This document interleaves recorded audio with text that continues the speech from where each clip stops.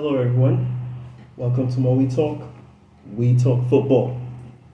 And it is upon us, the final, the second of two finals.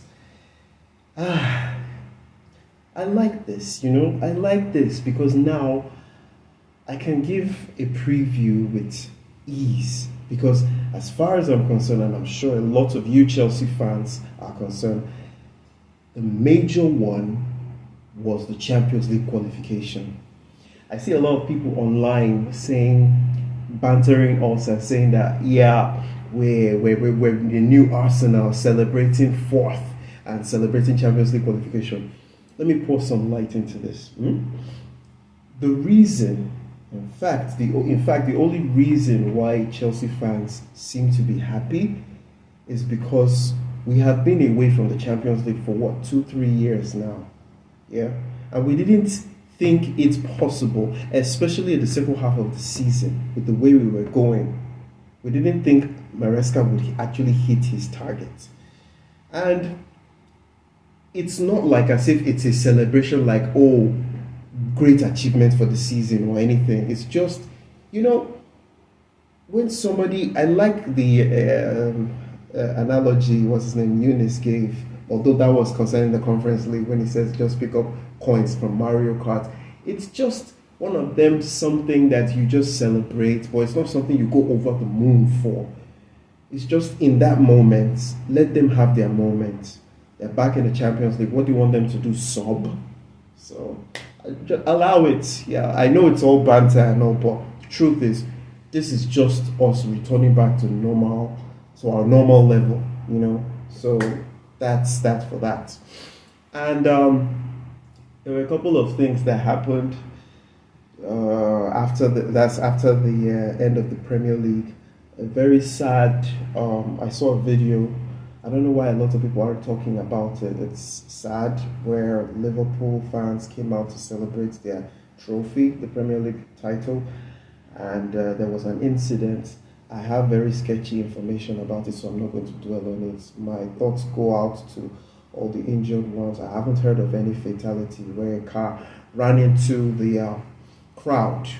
It was a nasty one, really nasty, and thoughts and prayers go towards them, their loved ones.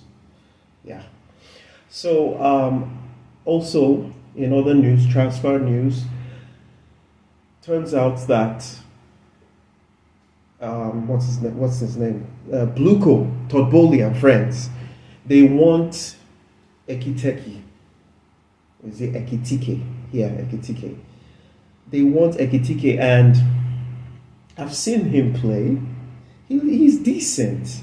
In fact, I would say he's a bit better than Jackson in terms of goal striker instinct. He has it. He has the instinct of a striker, because Jackson doesn't really strike me as he doesn't really have that instinct of a striker. This is why every time he's on the ball, he always takes that extra touch that either takes the ball away or just makes him miss his window. It's just because I keep saying it, and a lot of people keep forgetting that Jackson was originally a winger, not a striker. So he's not going to have that natural instinct of a striker. Ekitike has that, and that is why I feel he peeps Jackson only by that. He's decent, yeah, but he cannot be the one leading the line. In my last video, I said the ball is in your court. I'm going to be quiet for now. Because the transfer window hasn't actually opened. The rumor now going on is that there is a possibility that we could sell Jackson and let Ekitike, I keep making that mistake, Ekitike be his replacement, and then we go for our main man. My preference is Osimhen. I like Osimhen. Osimhen is the complete striker that we need. He's quick. He has the instinct of a striker. He can shoot. He's really good with both feet, with both foot. on both feet, yeah. And he is dangerous in the air. This is one area that we are seriously lacking. This is why we are one of the least lethal sides when it comes to corners, because we suck in aerial duels. We are so bad. So that's my preference. However, the general consensus is that Osimhen will most likely go to Saudi Arabia. But there is someone else in the shape of Gyökeres. Nobody's talking about Gyökeres, and it's surprising me because this guy has an insane statistics. His goal contributions are insane. He's a goal machine. And I'm surprised. Yes, I know, different league, and we'll be saying, are we sure this, not Premier League proven? I keep telling people this. When somebody is a natural at something, it doesn't matter the league he or she is in. You're a natural. If you are a natural in defending, if you're a natural in striking, you have that instinct that I'm talking about, you're good at it. It will only shake you a bit, the Premier League, but you will adapt. Yeah? I don't know how to explain it, because if you can't just say you're not Premier League proven, therefore you're not a fitting target. Haaland wasn't Premier League proven, but you could see it. The raw talent is there. He has the instinct, aerial duels, everything. He's complete. And he came to the Premier League and push. That's just what I'm saying. So that's the rumor there. I just wanted to just get those out of the way, because this is actually a preview for our next final. Chelsea versus Real Betis. I don't really like this competition, which is why I haven't been talking much about it, because it's a disgrace that we're even in it. However, it's even a bigger disgrace if we don't win it. So we have to, and this is the final. I just said, just talk about it. What do I think? At first, I was tempted to say retain the same formation that we used against Nottingham. Unfortunately, I am going to decline on that. In one position, or maybe two. Nicholas Jackson has to play in this game. He has to play in this game because, like I said, every other thing besides goal scoring, he's decent. Let's be honest, he's decent. Besides his head loss moments and when he wants to drop the people's elbow and stuff like that. But he's decent. Pedro Neto is not it. He doesn't have all the attributes Jackson has up front. So I prefer Pedro Neto playing in his natural position where he can use his pace and break through and all of that counter. I would want Nicholas Jackson to return to this game, and I would love for Cole Palmer to be in the attacking, supporting striker role. Because those two, yes, I know their form dipped in the second half of the season, but especially now, right now, you could see them in the locker room after the Nottingham Forest game. They were buzzing. So now there's this bounce to their step. I don't know if you get me, but there's a bit of, they're motivated, If it would have been worse if we didn't qualify and they have to play this game. Now they're motivated. So this is like icing on a very tasty cake.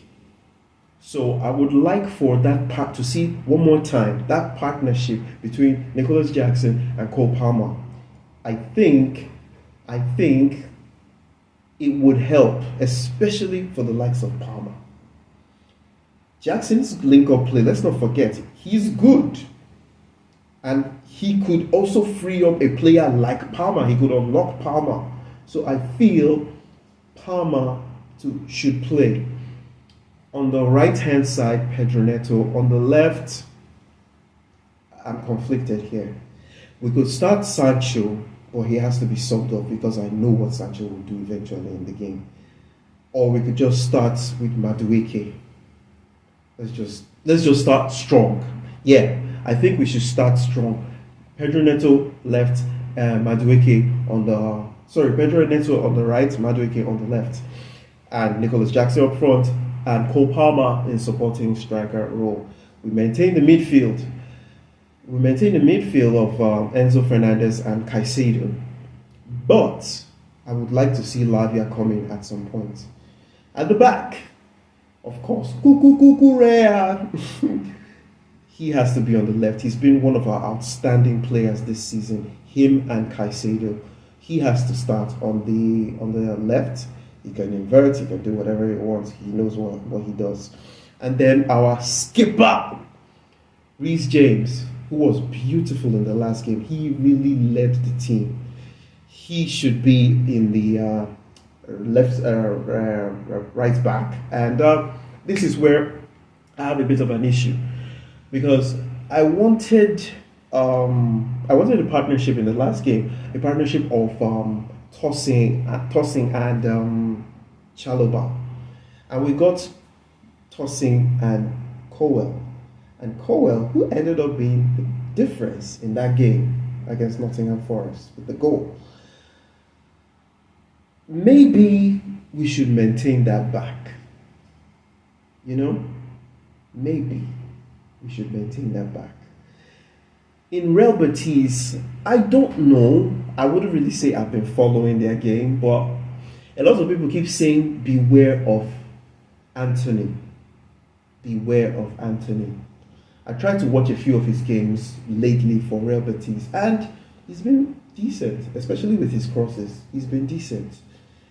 And that's why I feel that we should just maintain that defense, because a player like Tossing, he did a brilliant job. He did a brilliant job aerially in the last game. So I feel he would be. I feel he would be a threat. That's Anthony.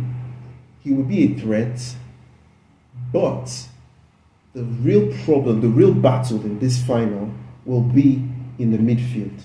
That is where the game will be won or lost. In the midfield. So if our midfield can be rock solid, I don't see. Yes, this is our first real test in this competition, but I think we'd edge it by a single goal difference. Hey, I'm open to surprises. 2-0, 3-0, fine by me. But I just feel it's going to be a single goal difference. 2-1, 3-2, 1-0. Either that. That would be my prediction for that game.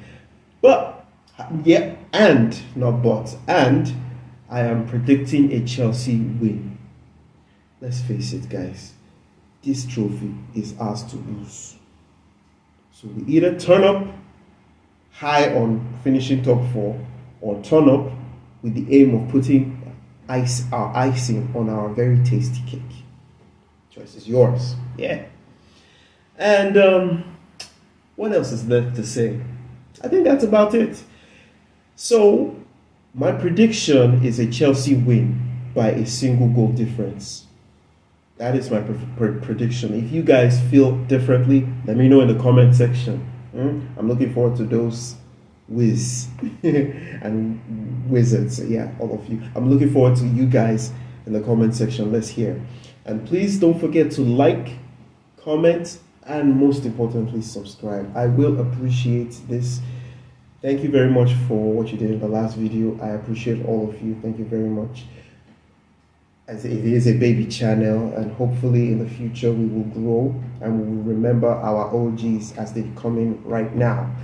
Thank you. God bless. Have a lovely night, and we look forward to tomorrow. Let's win a trophy, guys. Come on. Thank you very much for watching. See you guys in another one. God bless.